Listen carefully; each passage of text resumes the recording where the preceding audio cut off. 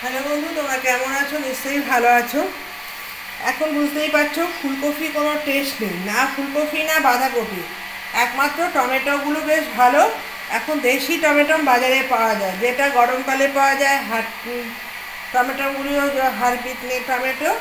তার জন্য আজকে ভাবছি ফুলকপিগুলো আমি আগে মশলা দিয়ে ভেজে, তেলে ভেজে তুলে নিয়ে তারপরে আমি রেজালা টাইপের মতো করবো। তারপর চালের গুঁড়ো নিয়েছি, বেসন নিয়েছি, চিনি নিয়েছি, নুন নিয়েছি, হলুদ নিয়েছি। এখানে তেলটা আমি বসিয়ে দিয়েছি। এবার নুন চিনি দিয়ে হলুদ দিয়ে সব কয়টা মেখে নিচ্ছি। এই ফুলকপিটা বেশ সুন্দর মশলার মতন করে আগে ভেজে নিতে হবে। আর ফুলকপিটা আমি একটু হালকা গরম জলে দিয়ে নুন দিয়ে আবার তুলে ফেলেছি। আর ফুলকপিটা আমি ছোটো ছোটো করেছি, কারণ বড় বড় কাটলে কি হবে, এতে যদি পোকা থাকে, তার জন্য আমি এমন ছোট ছোট করে কেটেছি। এবার মশলাগুলো এটার মধ্যে দিয়েছি। এখানে সর্ষে তেল গরম করতে দিয়ে দিয়েছি।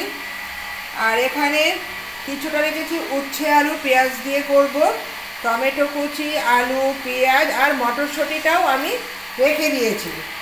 এখন যেহেতু মটরশুঁটির সময়, মটরশুঁটি দিতেই হবে, আর খেতেও ভালো লাগে।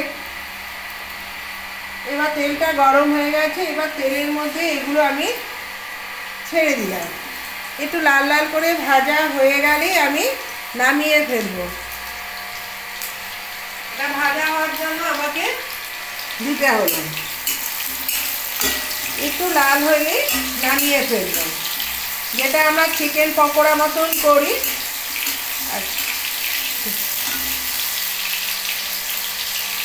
একদম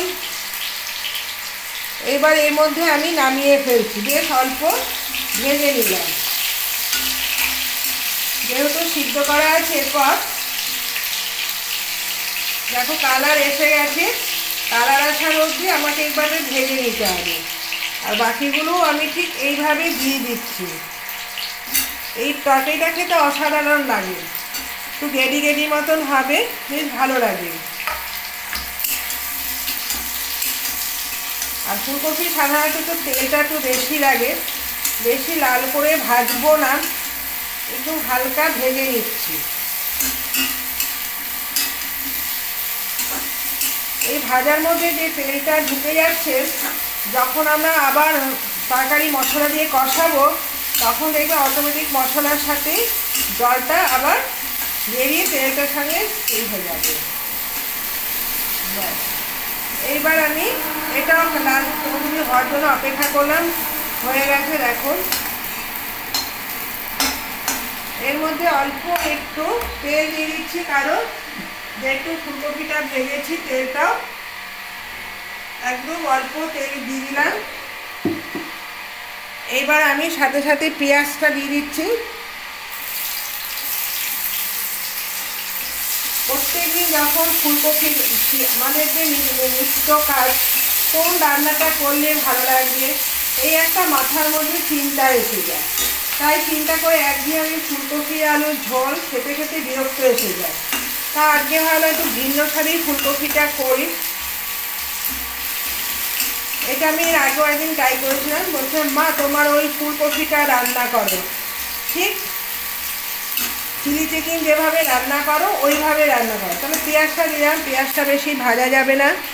এইবার আমি টমেটোটাও দিয়ে দিলাম, আর দুটো কাঁচা লঙ্কা দিলাম।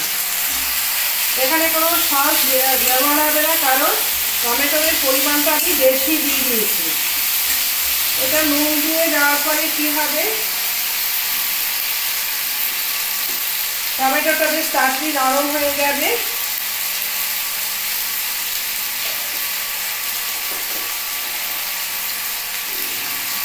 টমেটোটা নরম হওয়ার অপেক্ষা আমাকে থাকতে হবে। হাতটা না ধুলে না কোনো মশলা আমি গুঁড়ো এর মধ্যে দিয়ে দিলাম।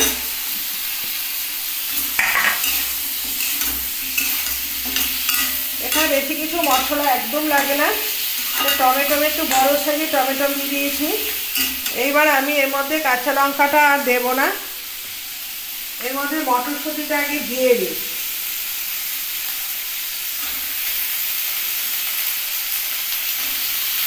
এর মধ্যে বেশি করে মটরশুঁটি আর টমেটো দিয়েই করছি, আর সাথে ফুলকপিগুলো আমি ছোট ছোট করে ভেজে নিলাম।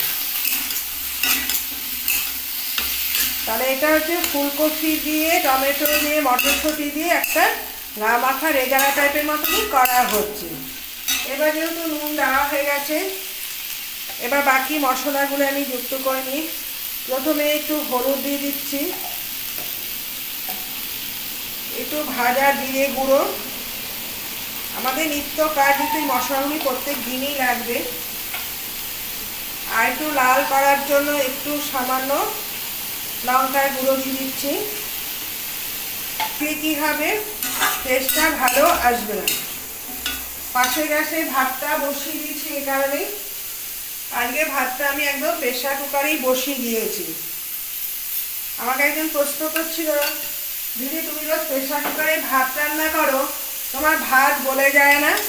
আমি বললাম না, আমি যখন ভাত রান্না করব তোমার কি পরিমাণ জল দেবে আমি তোমাকে মাপ করে প্রেসার কুকার। দিদি এরকম আমার কাছে 3-4 জন বলছে, তুমি একজনকে শেখাতে গিয়ে আমরা 5 জন জেনে নিয়েছি, কেন তুমি প্রেসার কুকারে বলছে নাকি ভাত রান্না করলে ক্ষতি হয়। আর তোমাকে কে বলেছে? বলছে শুনেছি ভাতের ফ্যানটা ফেলে দিলে। আমি দেখো, কোনো ডাক্তার বলে ভাতের ফ্যানটা জল সামনে শুকিয়ে ফেলে ওইভাবে দিতে, কেউ বলছে ভাতের জল ফেলে দিতে। দেখো, আমি দীর্ঘ 15 বছর ধরে এইভাবেই রান্না করেছি, আমার কোনো অসুবিধা হয় না। আমরা যখন ভাতে যে জলটা দিই, অর্ধেক জল তো ভাতের মধ্যেই থেকে যায়, কিছুটা জল থাকে, তারপরে আমরা উপর দিই। আর সেখানে যদি চাল যতটা মাপ দিয়ে ঠিক 1 কড় জল দেবে, দেখবে তোমার ভাতটা পারফেক্ট হয়ে যাবে। আমি আর ঢাকনা তুলিনি, একটু চালটা আমি সকালে উঠে একটু ভিজিয়ে রেখেছিলাম, সিটি পড়ার আগে দেখো বন্ধ করে দিলাম। এইবারে যে ফুলকপিটা রয়েছে এটা এর মধ্যেই আমি দিয়ে দিয়েছি।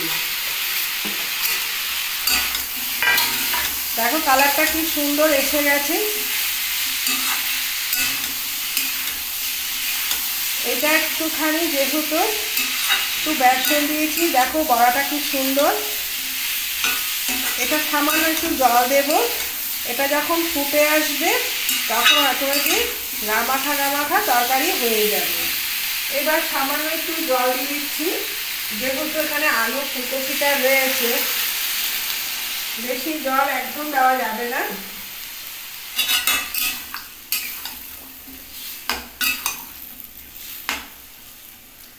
ব্যাস, এটা ফুটে আসলেই দেখবে একদম মাখো মাখো তরকারিটা হয়ে যাবে। বেশি কালারের জন্য আমি কাশ্মীরি লঙ্কাগুলো দেওয়া যেত, কিন্তু আমি বেশি দেবো না, যেহেতু ঘরে রান্না তো বেশি না দেওয়াই ভালো। মশলাটা যত পারবে কম খাওয়াই ভালো। এবার একটু কসুরি মেথি দিচ্ছি। কসুরি মেথিটা কি হচ্ছে, ঘরে 12 মাসই রাখা যায়। তোমরা এর ওপর দিয়ে ধনে পাতা দেওয়া যায় বা কসুরি মেথি। আমি ওপর দিয়ে একটু কসুরি মেথি দিয়েছি, যেহেতু এখন ফুলকপি একটা ভ্যাপসা গন্ধ এসে গেছে, তার মনে করেই আমি এটা দিয়ে দিলাম। ব্যাস, আমার তরকারিটা হয়ে গেল। তোমাদের সঙ্গে গল্প করতে করতে কীভাবে রান্না করলাম, এটাও তোমরা বাড়িতে ট্রাই করবে। কসুরি মেথি দিয়ে ফুলকপিটাকে একটু ভেজে নিয়ে করবে, দারুণ লাগে। ঠিক আছে, তোমরা সঙ্গে থেকো।